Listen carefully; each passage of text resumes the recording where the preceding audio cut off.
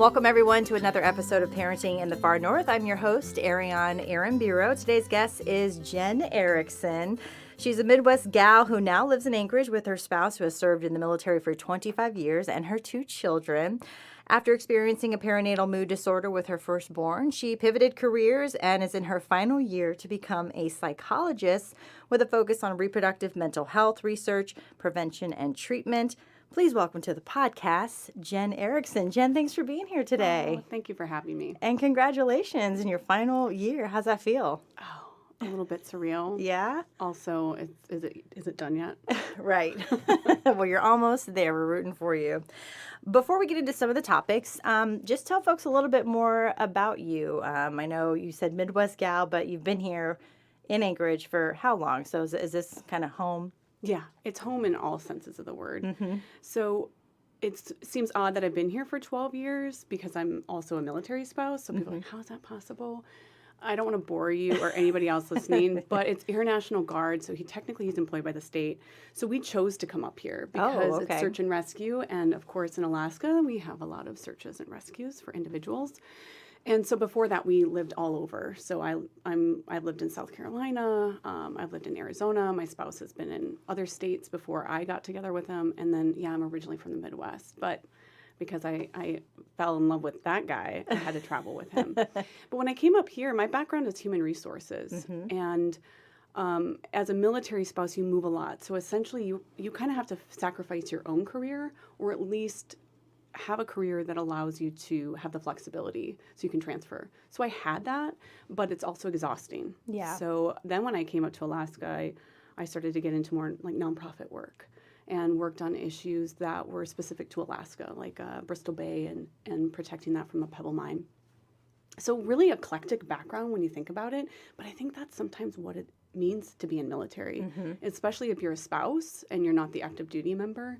You have to get really creative to continue to follow your pursuits while also having to move every few years. So I'm lucky in the sense that I've been here for 12 years, and that's not the norm for most military partners, I should say. So that's my background. Yeah, and 10 years ago I gave birth, and that is what changed the trajectory of my life. Talk a little bit about that, what you feel comfortable sharing. We've spoken before about, perinatal mood disorders and our postpartum stories. So share yours. Yeah. Okay, so let's see how I want to share this information in a concise way. So always preface that my experience is not the stereotypical. Like I don't want to generalize it as this is how it is for everybody. I was well into my 30s when I actually had my firstborn, and we know that statistically a lot of the military partner or spouses are younger. They get married younger because they're going to move, and so they also have babies at a younger age. Because of that, there's also a large amount of people who are seeking services, not mental health services, they're actually seeking perinatal care. So there's a lot. So from my experience, I went on base, and that experience in and of itself wasn't for me. It's like take a number and sit and wait. And so every time I was seeing a new provider, and my family's far away, like I said, like you said, I'm from the Midwest, and so I didn't have my family here. I'd only lived here about a year and a half. And the friends I had didn't have children. They were great, but no one I could really talk to about it. To relate to kind of what you were going through. Yeah, absolutely. And so on that note, those are some risk factors already there in my court. I had also untreated depression, which is another risk factor. And so then I changed care at like 30 weeks because I didn't like the care I was receiving. So there's another risk factor is I don't have a good relationship with my providers. They were great, but not a long time to form that relationship. I had an emergency C-section, and that was another risk factor. My baby was colicky, just crying all the time. Didn't have that support. And then I also had trouble breastfeeding, and my baby was failure to thrive. So you have risk factor after risk factor after risk factor. Yeah, it's just piling on. This was your first. Okay. And it was kind of unexpected. I mean, we were fine. We're in our 30s. Yeah. So you just think about all of these as now risk factors for me. I'm like, oh my gosh, there's risk factors. And then my spouse deployed right after we moved homes. So while I had like a baby strapped to my chest, packing and unpacking a home. My spouse deployed for about 5 months, which is the greatest risk factor for postpartum depression or anxiety disorders. So if I had known that information, I think I would have been more aware of what was going on. I thought, I can just power through this. So that was really my experience. And I didn't seek help until a year after my son was born because I thought, I don't want this to reflect on my spouse. I don't want this to be a reflection on me. Like, he's the one that deployed. Why am I having trouble? This is just a baby. I should be able to It's do just this. a baby. I should be able to handle this with grace. Exactly. So that was my experience. And I was so thankful to finally have a name to it. But it wasn't just this depression. It was rage, what people don't talk about. It was anxiety. It was intrusive thoughts. And but my spouse was really supportive. And I'm really thankful for that. However, I also had to learn how to ask for help. So even if I had properly been screened and had a good relationship, I still had to learn how to ask for help. Yeah. What was it that you realized? You said this was a year after your baby was born that you sought help. What was the turning point that you were kind of like, okay, this is something obviously more than I can just handle on my own? And then after you did seek help, what was that process like? Did you notice, did it take time for you? Yeah, so the first question is, how did I notice? Well, there was people on social media that were really talking about mental health. So this would have been 2014.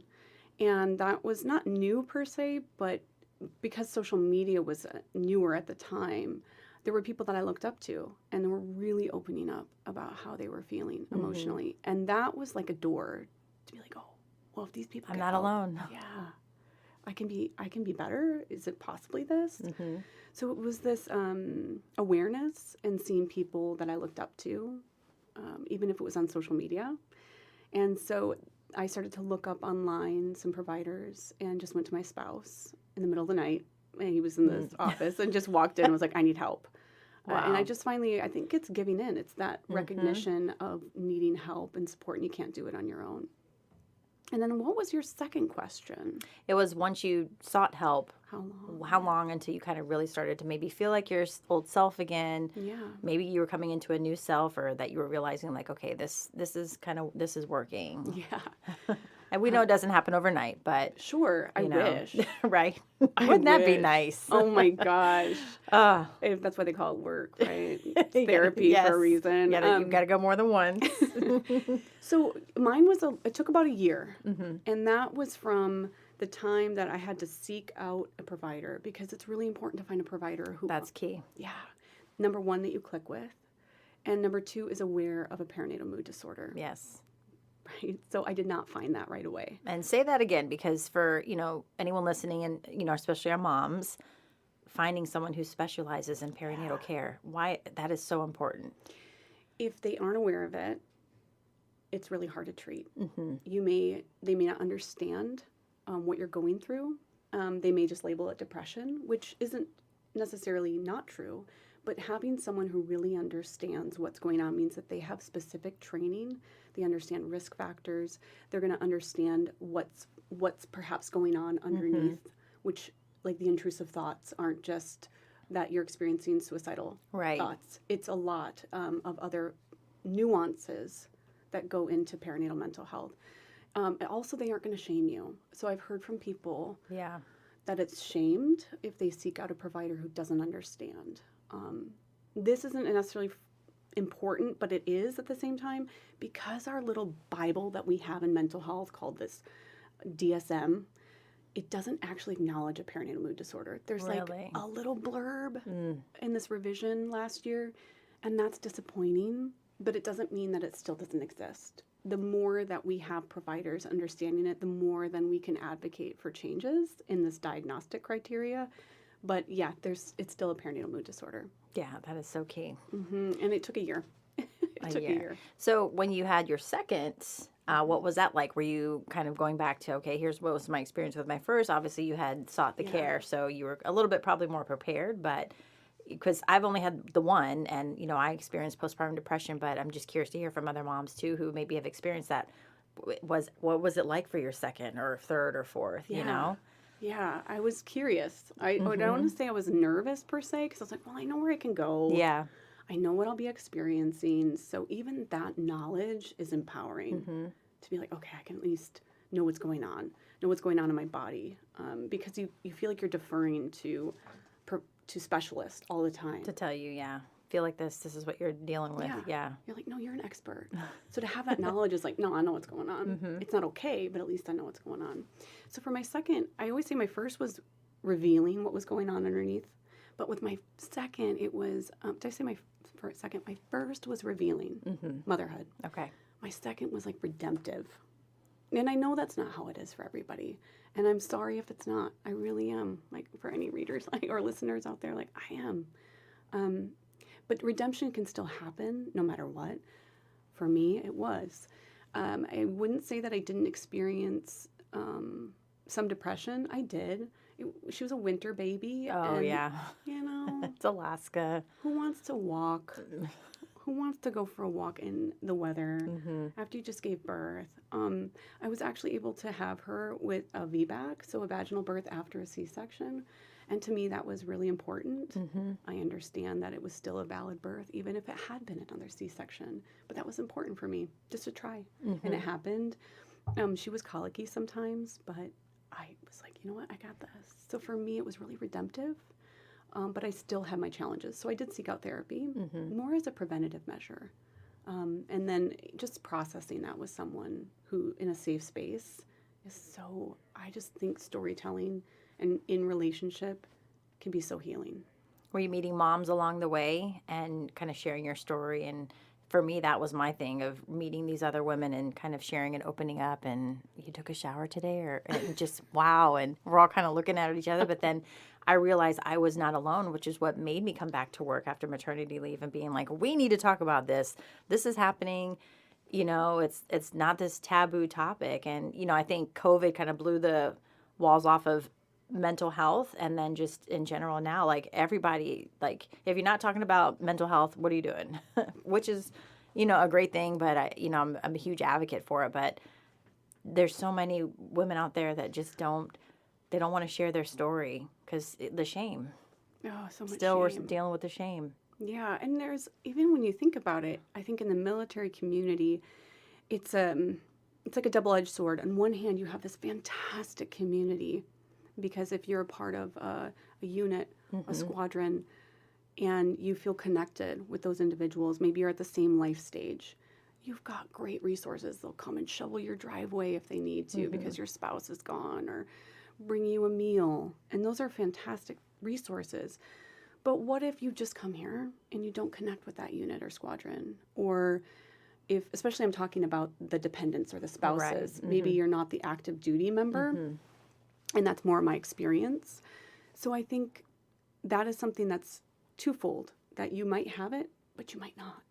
Or what if there is a squadron that you feel like you can go to with a group of people, but maybe you don't click with them. So you might feel left out. And also we have to talk about mommy shame. Like, yeah. Oh, yeah. Yeah, like get off those media accounts if they make you feel guilty. Yeah. I'm not doing this. I don't have the right this. I don't have the perfect that. And, you know, or you're doing that with your kid. It's whatever works for you. You know, if, you know, there's so many topics, that can fall under that. Yeah, the mommy shaming. And so, yeah, it is kind of that double-edged sword. So talking about what are those conversations that need to happen? I know you're a part of Postpartum Support International. If you want to share a little bit about what that is. Alaska has a chapter, and you guys actually just got finished doing a training, which is for the professionals in that field, which is great. Yeah.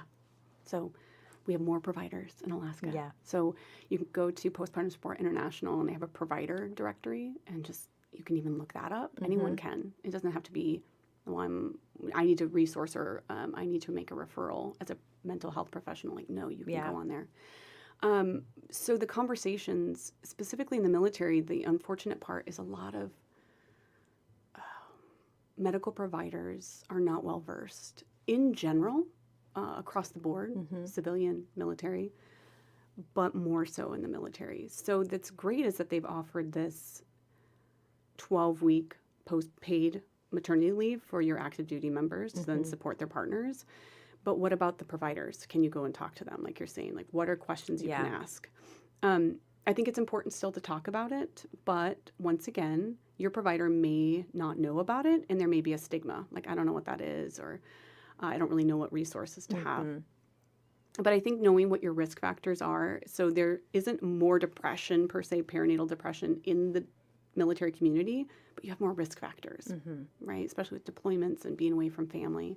So one thing I would say is not just questions to have, but I would ask that people, what is your plan for support? You have to have great to have a birth plan, but what's your postpartum plan? That's a good thing. Yeah, you hear birth plan. You don't hear a lot about.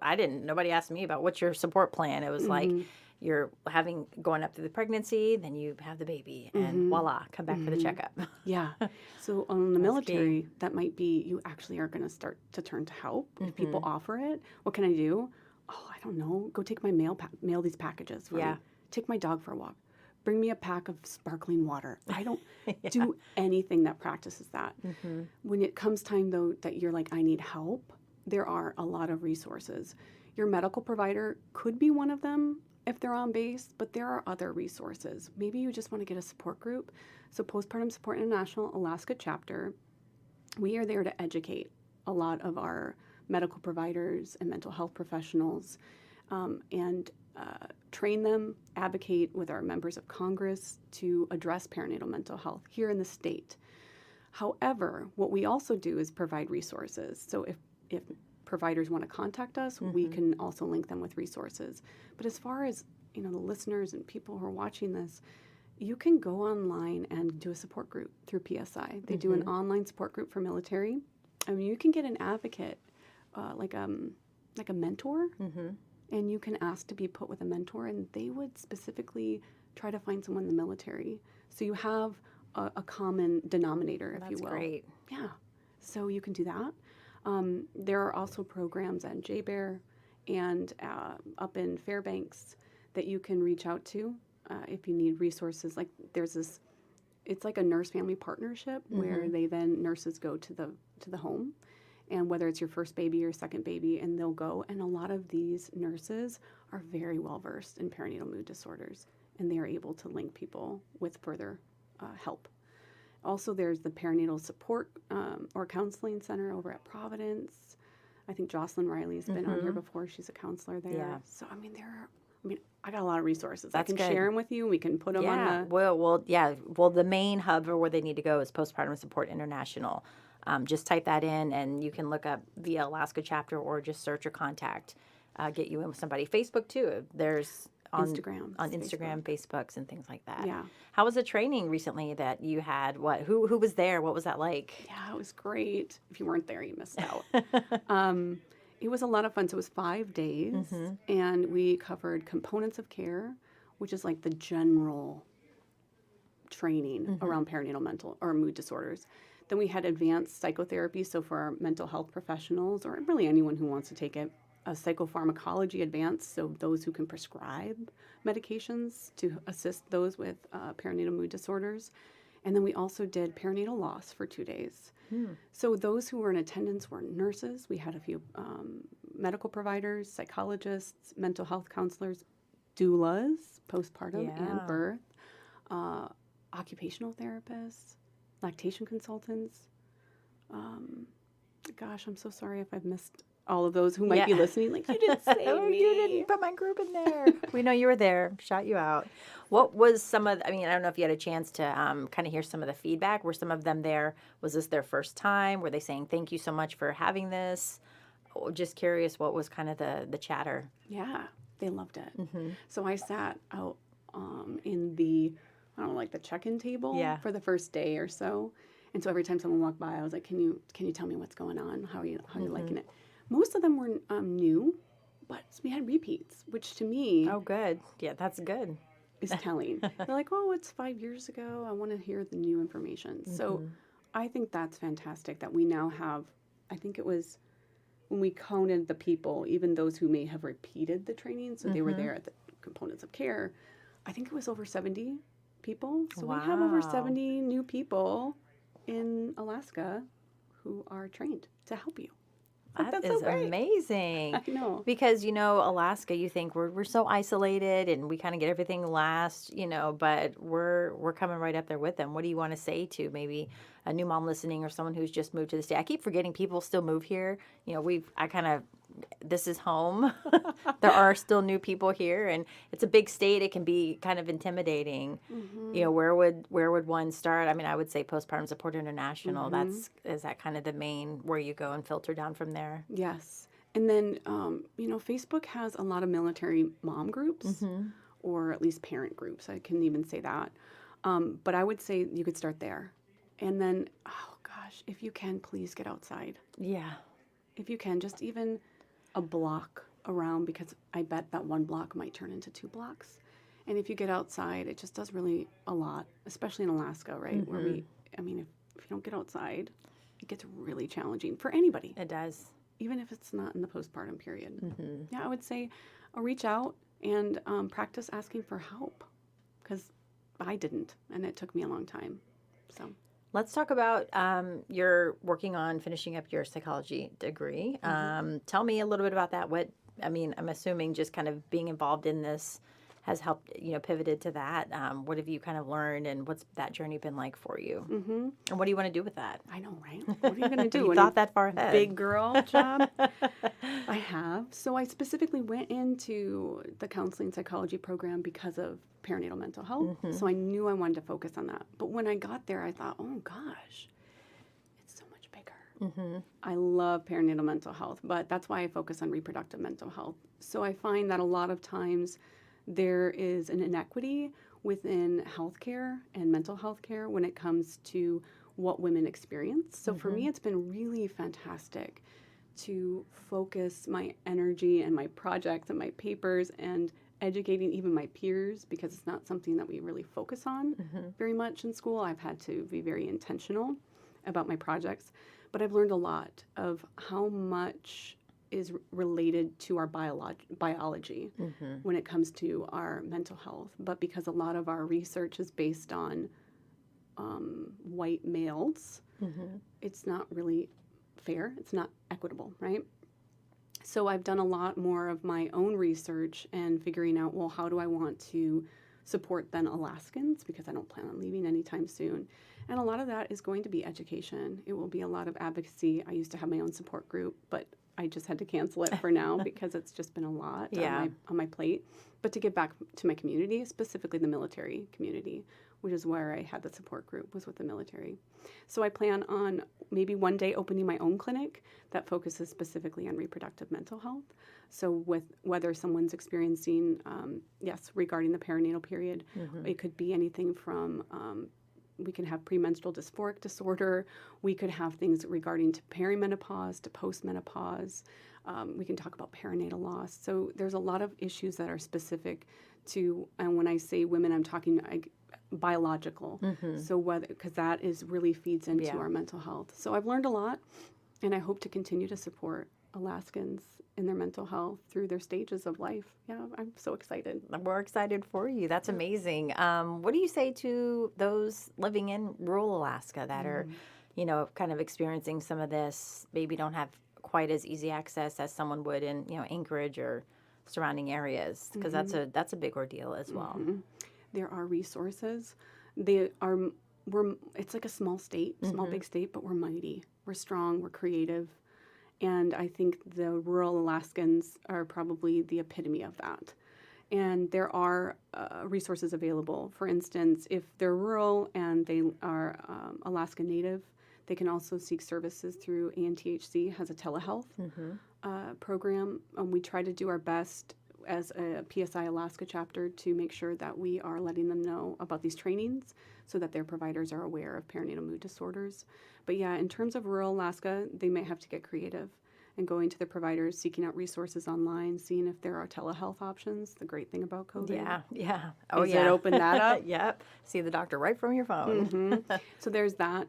A lot of the clinics that are in the villages, for instance, at that training that we just had, they had providers coming in. And good. I would say in rural Alaska, just keep on looking, Googling it if you need to. Get with your medical providers and ask what telehealth options are available. And people are doing it. They're offering it. Is there another training that's coming up? I know you guys just had this one. How often do they happen? Or is there an event or something in the near future? Yeah, if there's someone who wants to seek out more training, they're available online, which is really great. So there's nothing on the books right now for them to come back to Alaska. And the last time they were here was 2019, so... That was right, COVID. Oh, that must have been fun. I mean, it was right before it, but I'm thinking maybe 3-4 years. But we have scholarships available through PSI Alaska, so if people want to go and they can't afford it, but they can take them online. There are also other ones around the state if they'd rather go in person, around the country, excuse me, if they want to go in person. And once again, they can apply for a scholarship through PSI Alaska. But yeah, there are options for training, but just once again, coming to Alaska is not as often. Yeah, well, that's okay. But they were just here, so we can get that. Sorry if you missed it. I know a lot of it's centered around the health professionals. Is there something for like volunteers? Is there an area that you guys for PSI, someone listening now is like, I want to get connected with them somehow. I'm not a doctor or psychologist, but is there some way I can be involved? Absolutely.